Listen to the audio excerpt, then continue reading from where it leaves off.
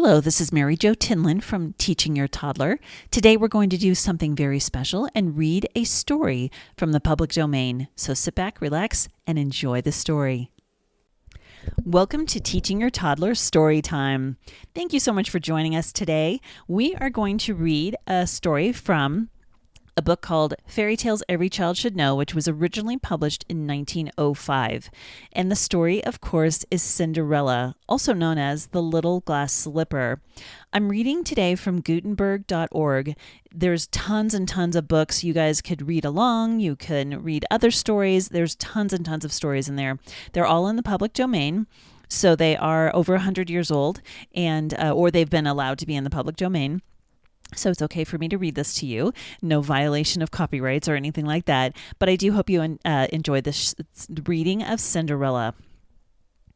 There once was a very rich gentleman who lost his wife, and having loved her exceedingly, he was very sorry when she died. Finding himself quite unhappy for her loss, he resolved to marry a second time, thinking by this means he should be as happy as before. Unfortunately, however, the lady he chanced to fix upon was the proudest and most haughty woman ever known. She was also out of humor with everyone. Nobody could please her, and she returned the civilities of those about her with the most affronting disdain. She had 2 daughters by a former husband. These she brought up to be proud and idle. Indeed, in temper and behavior, they perfectly resembled their mother. They did not love their books, and would not learn to work. In short, they were disliked by everybody. The gentleman on his side, too, had a daughter, who in sweetness of temper and carriage was the exact likeness of her own mother, whose death he had so much lamented, and whose tender care of the little girl he had in hopes to see replaced by that of his new bride.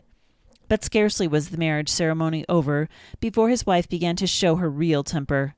She could not bear the pretty little girl because her sweet, obliging manners made those of her own daughters appear 1,000 times more odious and disagreeable. She therefore ordered her to live in the kitchen, and if ever she brought anything into the parlor, always scolded her till she was out of sight. She made her work with the servants in washing the dishes and rubbing the tables and chairs.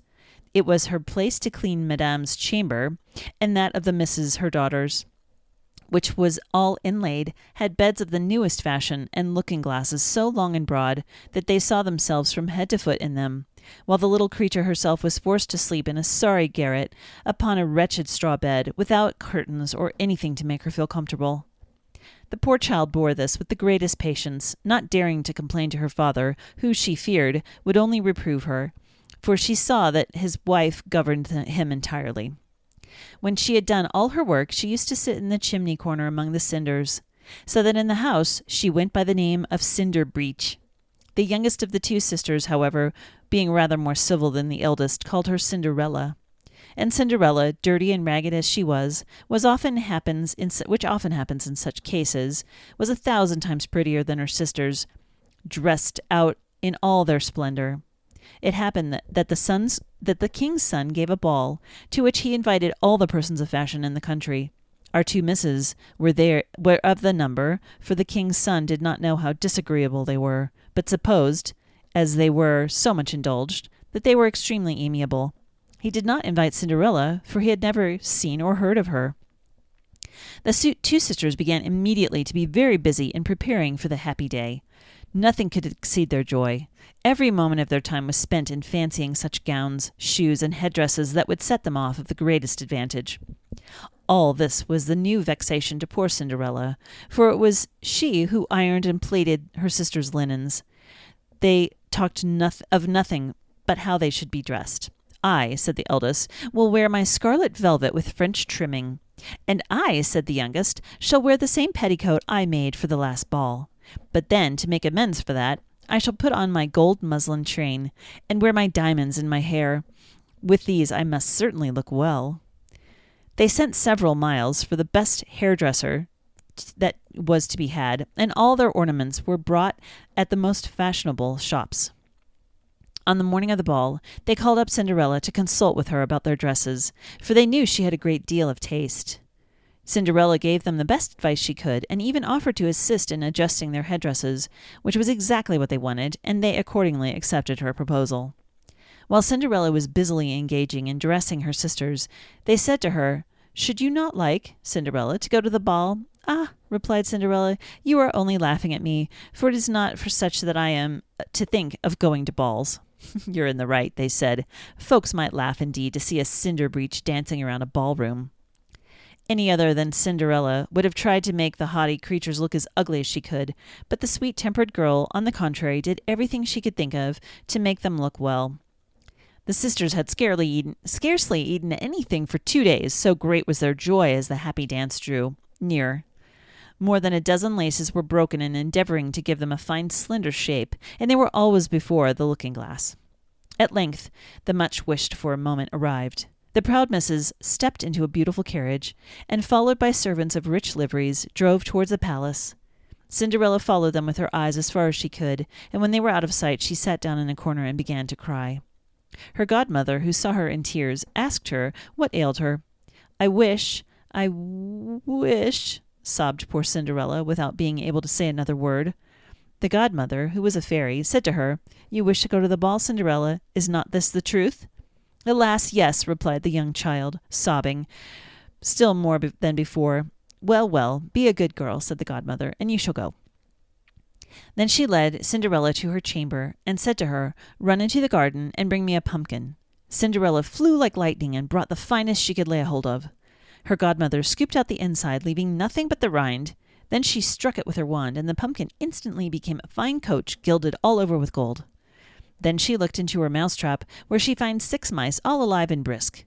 She told Cinderella to lift up the door of the trap very gently, and as the mice passed out, she touched them one by one with her wand, and each immediately became a beautiful dappled horse. "Here, my child," said the godmother, "is a coach and horses, too, as handsome as your sisters. But what shall we do for a postilion?" "I will run," cried Cinderella, "and see if there not be a rat in the trap. If I find one, he will do very well for a postilion." Very well of, my child," said the godmother. "What make haste you can."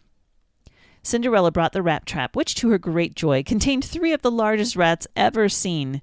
The fairy chose the one with the longest beard, and touching him with her wand, he instantly turned into a handsome postilion, with the finest pair of whiskers imaginable. She next said to Cinderella, "Go again to the garden, and you will find 6 lizards behind the watering pot. Bring them hither."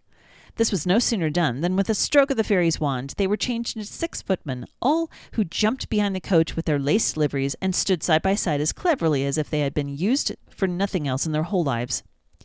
The fairy then said to Cinderella, "Well, my dear, is it not such an equipage that you could wish for to take you to the ball? Are you not delighted with this?" "Yes," cried Cinderella with hesitation, "but I must go thither in these filthy rags?" Her godmother touched her with a wand, and her rags instantly became the most magnificent apparel, ornamented with the most costly jewels in the world. To these she added a beautiful pair of glass slippers, and bade her set out for the palace. The fairy, however, before she took leave of Cinderella, strictly charged her on no account whatever to stay at the ball after the clock had struck 12, telling her that, should she stay but a single moment after that, her coach would again become a pumpkin, her horses mice, her footmen lizards, her fine clothes be changed to filthy rags. Cinderella did not fail to promise all her godmother's desire of her, and almost wild with joy drove away to the palace. As soon as she arrived, the king's son, who had been informed that a great princess, whom no one knew, was come to the ball, presented himself at the door of her carriage, helped her out, and conducted her to the ballroom. Cinderella no sooner appeared than everyone was silent. Both the dancing and the music stopped, and everybody was employed in gazing at the uncommon beauty of this unknown stranger. Nothing was heard of but whispers, "How handsome she is." The king himself, old as he was, could not keep his eyes from her, and continually repeated to the queen that it was a long time since he had seen so lovely a creature. The ladies endeavored to find out how her clothes were made, that they might get some of the same pattern for themselves by the next day, should they be lucky enough to meet with such handsome materials and such good work people to make them. The king's son conducted her with the most honorable seat, and soon took after her to dance with him. She moved and danced so gracefully that everyone admired her still more than before, and she was thought the most beautiful and accomplished lady they had ever beheld. After some time, a delicious collation was served up, but the young prince was so busily employed in looking at her that he did not eat a morsel. Cinderella seated herself near her sisters, paid them 1,000 attentions, and offered them a part of the oranges and sweetmeats which with the prince had presented her, while they, on their part, were quite astonished at these civilities from a lady whom they did not know. As they were conversing together, Cinderella heard the clock strike 11 and then 3/4. She rose from her seat, curtsied to the company, and hastened away as fast as she could. As soon as she got home, she flew to her godmother, and after thanking her 1,000 times, told her she would give her the world to be able to go to the ball again the next day, for the king's son had entreated her to be there. While she was telling her godmother everything that had happened at the ball, the two sisters knocked a loud rat-tat-tat at the door, which Cinderella opened. "How late you have stayed," she said, yawning, rubbing her eyes and stretching herself as if just wakened out of her sleep, though she had in truth felt no desire to sleep since they left her. "If you had been at the ball," said one of the sisters, "let me tell you, you would not have been sleepy. There came thither the handsomest, yet the very handsomest princess ever beheld. She paid us 1,000 attentions, and made us take part of the orange and sweetmeats the prince had given her." Cinderella could scarcely contain her joy, Cinderella could scarcely contain herself for joy. She asked her sisters the name of the princess, to which they replied that nobody had been able to discover who she was, that the king's son was extremely aggrieved on this account, and had offered a large reward to anyone who could find out where she came from. Cinderella smiled and said, "How very beautiful she must be! How fortunate you are! Oh, could I but see her for a single moment! My dear Miss Charlotte, lend me only the yellow gown you wear every day, and let me go to see her." "Yes, oh yes, I warrant you. Lend my clothes to the cinder breech.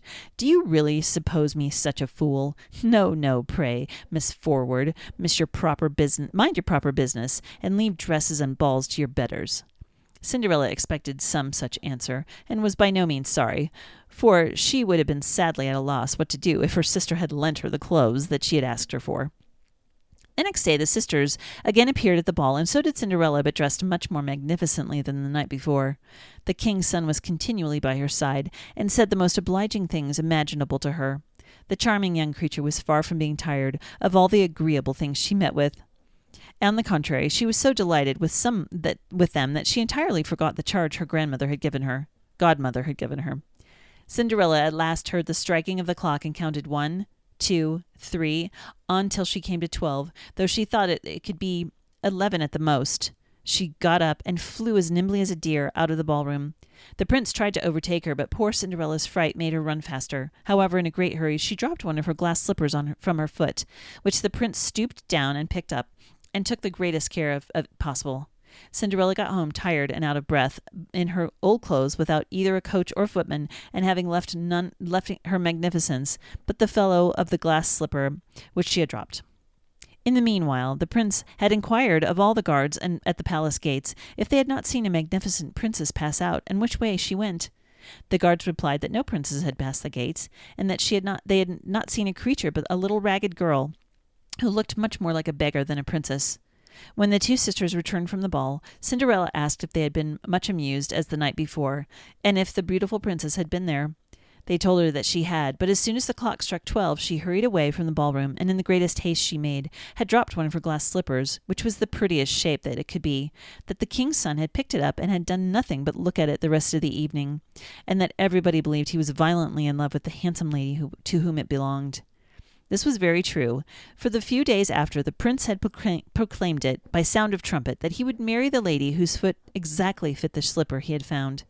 Accordingly, the prince's messengers took the slipper and carried it first to all princesses, and then the duchesses, in short, to all the ladies in the court, but without success. And then they brought it to the two sisters, who each tried it on, as all they could to squeeze her foot into the slipper, but saw at last that this was quite impossible. Cinderella, who was looking at them all the while and knew her slipper, could not help but smile, and ventured to say, "Pray, sir, let me try on the slipper." The gentleman made her sit down and put the slipper on her foot. It instantly slipped in, and he saw that it fitted her like wax. The two sisters were amazed to see that the slipper fitted on Cinderella, but how much greater was their astonishment when she drew out of her pocket the other slipper and put it on. Just at this moment the fairy entered the room and touched Cinderella's clothes with her wand, made her all at once appear more magnificently dressed than they had ever seen her before. The two sisters immediately perceived that she was the beautiful princess they had seen at the ball. They threw themselves at her feet and asked her forgiveness for the ill treatment she had received from them. Cinderella helped them to rise and tenderly embraced them, said that she forgave them with all her heart, and begged them to bestow on their affection. Cinderella was conducted, dressed as she was, to the young prince, who, finding her more beautiful than ever, instantly desired to accept of his hand. The marriage ceremony took place in a few days, and Cinderella, who was as amiable as she was handsome, gave her sisters magnificent apartments in the palace, and a short time after married them to two great lords of the court. And that is the story of Cinderella. I hope you enjoyed it, and I hope you enjoy reading it with your child. Thank you so much for joining us for story time. Remember, check us out on teachingyourtoddler.com, on Facebook, Teaching Your Toddler, and on Twitter at Teaching Toddler. We're also on Instagram as well, so check us out there. I hope you enjoyed this show and have a great week. Thank you. Thank you for joining us for the Teaching Your Toddler Show with Mary Jo Tinlin. We hope you had some fun and you got some great ideas for the week. Please subscribe to the podcast, like us on Facebook, and visit the website for all the links we discussed at www.teachingyourtoddler.com. This has been the Teaching Your Toddler Show with Mary Jo Tinlin. Until next time, keep teaching.